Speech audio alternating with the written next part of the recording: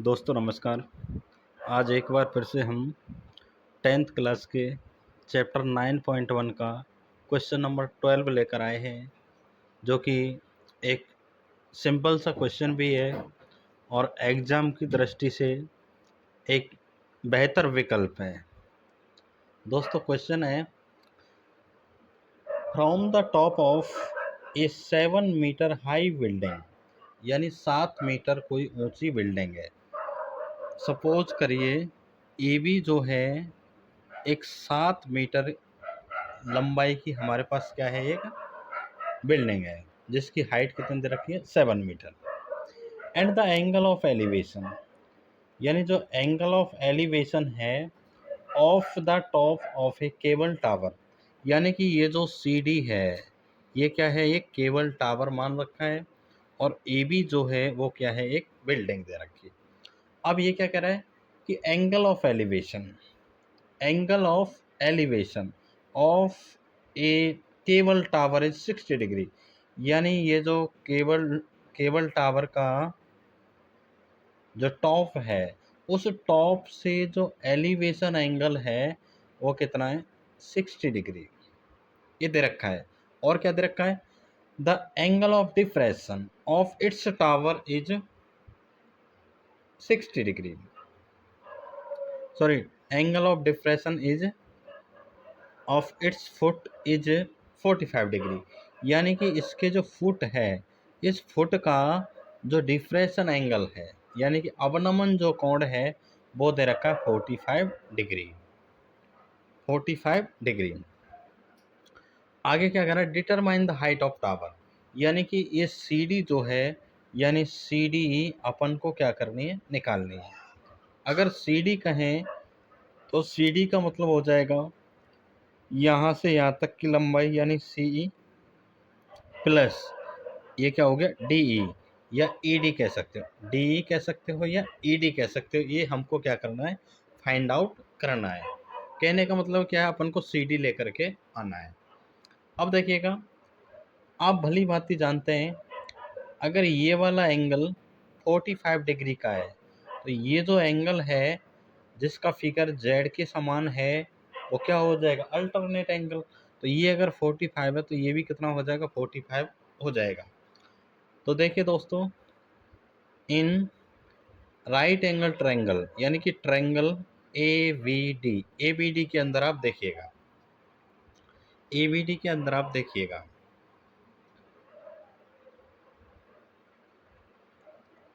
यानी कि A B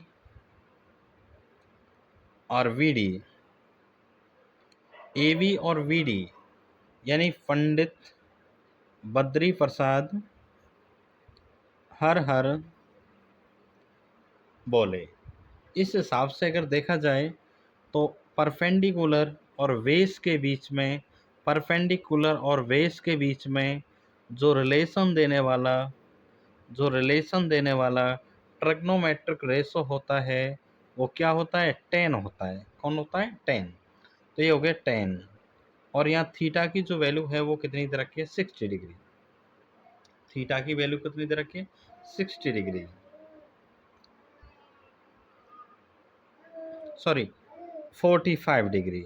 यानी ये जो एंगल दे रखा है वो कितना देगा, 45 डिग्री।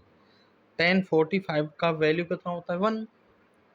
1 इक्वल ए बी हमारे पास 7 सेंटीमीटर दे रखी है और वी डी हमारे पास नहीं दे रखी है, अपन को निकालनी है। क्रॉस मल्टीप्लाई कीजिए, वाई क्रॉस मल्टीप्लाई करेंगे तो वी डी इक्वल 7 इंटू 1 हो जाएगा 7 मीटर, यानी जो बी डी है वो कितनी आ गई, 7 मीटर। कितनी आई, 7 मीटर। अब देखिएगा इस फिगर को, देखिएगा आप, ये जो वी डी की लंबाई दे रखी है यानी लेंथ ऑफ वी डी जो है वो इक्वल है ए ई के। किसके इक्वल है, ए ई के, यानी कि अकॉर्डिंग टू फिगर, अपन ये कह सकते हैं अकॉर्डिंग टू फिगर, यानी कि ए वी डी जो है वो किसके इक्वल है, ए ई के। ये कहाँ से आया, अकॉर्डिंग टू फिगर यानी चित्र के अनुसार। ओके, नेक्स्ट देखिएगा, in triangle AEC AEC AEC के अंदर देखिएगा, ये अपन को पता है और ये लेकर के आना है, ये लेकर के आना है। तो देखिए क्या बन गया, बेस और हाइट हो गया। बेस और हाइट में कौन देता है रिलेशन, 10 देता है। तो 10 थीटा की वैल्यू कितनी है, 60 डिग्री इक्वल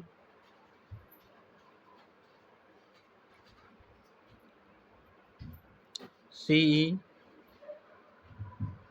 अपॉन AE।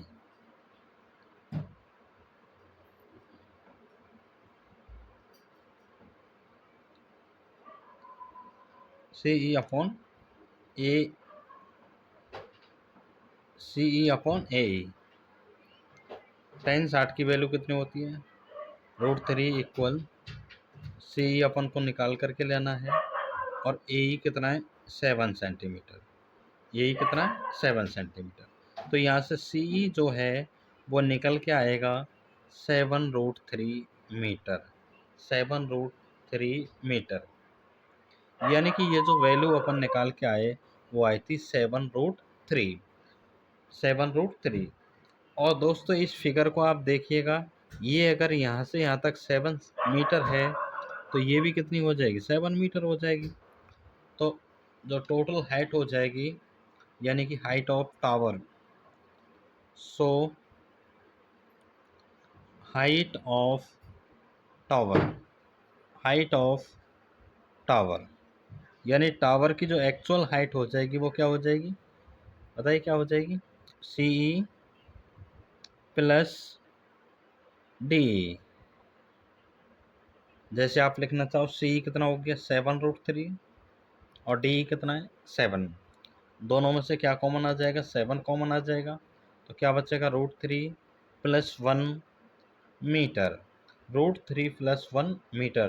तो दोस्तों जो हाइट ऑफ टावर आपसे पूछा गया था वो रिक्वायर्ड हाइट कितनी आ जाएगी, 7 इंटू √3 प्लस 1। और दोस्तों यही हमारा क्या हो जाएगा, राइट आंसर हो जाएगा। तो दोस्तों अगर ये वीडियो आपकी समझ में आया हो, अगर इसके अंदर कोई भी शॉर्ट आउट आपसे रहता है तो कमेंट करके बताइएगा, और वीडियो को लाइक शेयर एंड सब्सक्राइब करना ना भूलें। धन्यवाद।